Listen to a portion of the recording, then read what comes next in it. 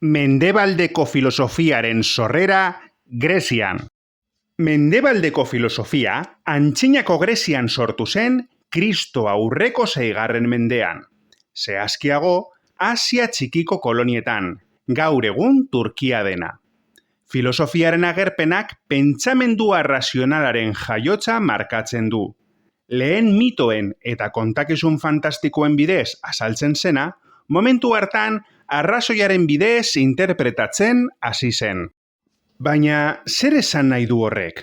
Esate baterako, ez da gauza bera tximistak existitzen direla esatea Zeus haserretuta dagoelako edo fenomeno elektriko gisa azaltzea.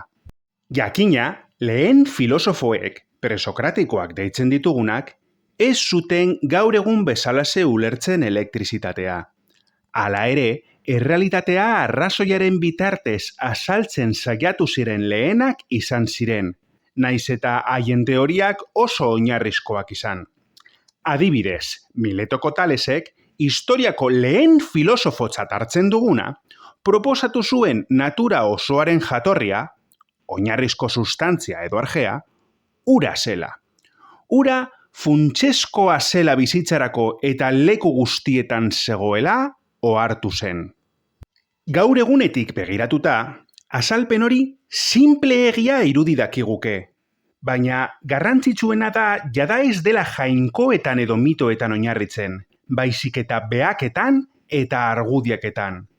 Aldaketa honek, mendebaldeko tradizioan pentsamendu arrazionalaren jaiotza markatzen du. Konpara ditzagun pentsatzeko bi modu hauek, mitikoa eta arrazionala. Zelan azaltzen da mundua pentsatzeko modu mitikoan eta pentsatzeko modu arrazionalean? Ikuskera mitikoan mundua kaotikotzat hartzen da. Gertaerak jainkoen borondatearen arabera gertatzen dira. Adibidez, uztaonak, zorigaitzak, izurriteak, dena gertatzen da jainkoren batek hala izan nahi duelako. Agian ez dugu nahikoa sakrifizio egin edo ez dugu ondo dantzatu euriaren dantza. Ikuskera arrazionalean mundua ordenatua dela ulertzen da. Naturak lege batzuk betetzen ditu eta gizakiok arrazoimenaren bidez deskubritu ditzakegu. Mundua kaosa izan beharrean, kosmosa da. Ordena. Zelan azaltzen da gizakion jarrera pentsatzeko modu mitikoan eta pentsatzeko modu arrazionalean?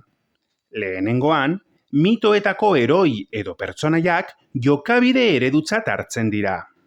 Ez da hausnartzen nola jokatu behar dugun, erlijioak agintzen du nola egin. Aldiz, diskurtso arrazionalak jokabideari buruzko azalpenak ematen ditu, eta gainera, funtzio kritiko bat du.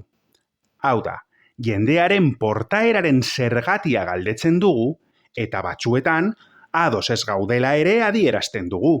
Adibidez, estereotipoak zalantzatan jar ditzakegu. Azkenik, nori daude zuzenduta pentsatzeko bi modu hauek? Mitoak kultura jakin bati zuzenduta daude. Adibidez, mitologia greziarrei zuzenduta zegoen, eskandinaviarrei, mito egiptoarrak egiptoarrei eta bar. Gainera, mitoak apaiz kasta baten esku egoten ziren. Normalean, antzinako kulturetan, edonork ezin zuen testu sakratu bat irakurri edo jainko bati sakrifizio bat egin.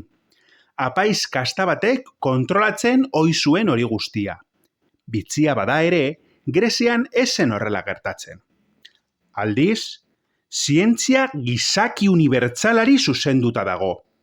Ahalegina eginez eta gaitasun batzuk izanik, edonork sar daiteke ezagutza arrazional edo zientifikora. Ezagutza filosofiko eta zientifikoa ez dago klase sozial edo pertsona mota jakin bati mugatuta. Konturatuko zinen, eman ditugun ezaugarrien arabera, pentsamendu arrazionalak ez duela filosofia soilik barne hartzen, baizik eta zientzia ere bai. Zientziak ere ulertzen du mundua kosmosa bezala, gizakien jokabidearen azalpen logikoa ematen saiatzen da, eta edonori zuzenduta dago. Azpimarratu nahi duguna da, pentsamendu arrazionalaren barruan, bai filosofia, bai zientzia kokatu behar dela. Dena den, kontuan izan behar dugu lehen filosofoek naturari buruzko azalpen errazionalak bilatzen zituzten arren, zientzia gaur egun ulertzen dugun moduan, ez zen garatu 16. mendera arte.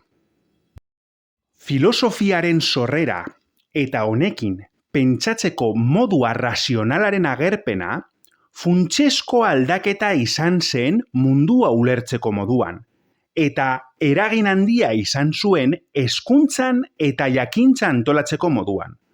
Arrazoia eta galdeketan oinarritutako hezkuntzaren ideia proposatu zutenean, filosofo greziarrek oraindik ere indarrean dagoen irakaskuntza eta ikerketaren eredua ezarri zuten. Behin pentsatzeko modu mitikoaren eta filosofiaren sorrerarekin agertzen den modu arrazionalaren arteko aldeak ulertu ditugunean, galdera bat datorkigo burura. Zergatik gertatu zen hori Grezian eta une hartan? Zergatik ez lehenago edo geroago? Zergatik ez Mesopotamian edo Egipton? Baina hau, beste bideo batean jorratuko dugun gaia da.